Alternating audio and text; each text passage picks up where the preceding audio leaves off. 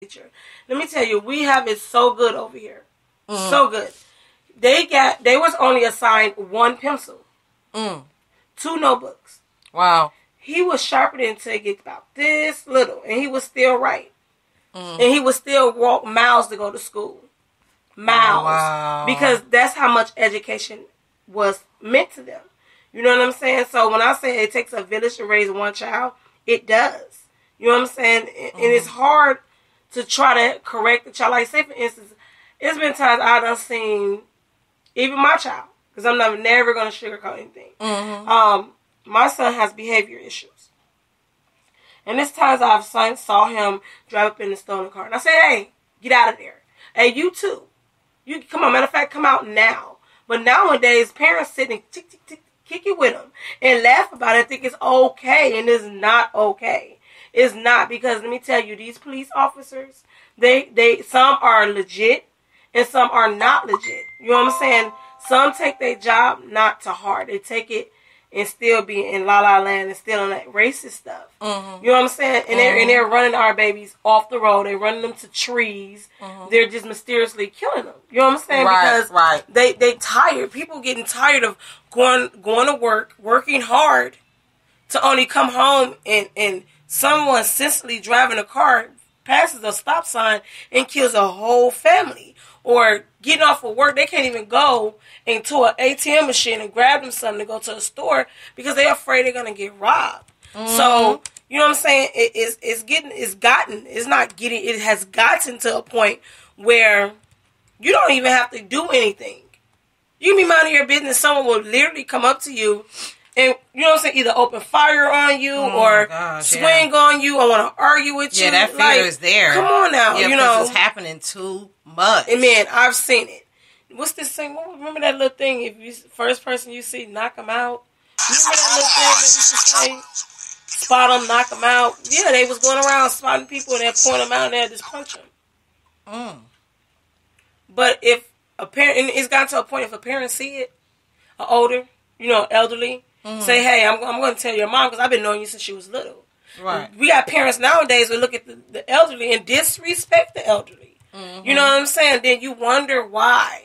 You wonder why your child is in a hospital or on his way to the deathbed or already in the grave. You know what I'm saying? Because one thing I've learned growing up, you respect your elders. Right. You respect your elders. You know what I'm saying? That's one thing I've learned. If you don't do anything else and everything, get an understanding. You do not disrespect your elders because they like babies to God. You know what I'm saying? It's like kids are, like innocent. Yeah. And so our elders, they are innocent. They have been here long enough to be able to tell us what not to do and what we don't want to get into and what problems we don't want to run into. So when I say it takes a village to raise a child, it does. And sometimes, to be honest, coming from the background I come from, I didn't have no one to teach me how to be a young lady. I didn't have no one to teach me how to be a mother. It came naturally by observing. I've made a lot of mistakes throughout my years in my parenting. And now that I'm 37, I've learned. You know what I'm saying? What you put out in the universe is a cause and effect. What you put out, you will receive. And you will get it in a worse way. You know what I'm saying? So, with saying all this, it's time. I mean, what is it going to really take for you to get the point? You know what I'm saying? If your child is disrespecting you now, if your child is leaving and hitting the streets now, just imagine what he's going to be doing later. You know what I'm saying? Man, stop being their friends. If you love them, do not be their friends. If you love him, if he steals something, take that right back immediately. It's a hard thing to do because you love them, and then sometimes you might need the thing they stole, but it makes you just as guilty. You know what I'm saying? If he go out there, he steals something, and you have it in your home. My son used to do so much, Didi. And I didn't want to hurt him, so I didn't say anything. Right. I would say, Elijah, that's wrong. Don't do that. Right. But at the same time, if somebody came along and blew my son's head off, whose fault would it have been? My fault as a parent, because I didn't correct it. And sometimes being correction doesn't mean just saying don't do that. You know, sometimes you got to get up, and you're gonna get mad. You're gonna leave. You're gonna get mad, and you're gonna leave. But this got to go.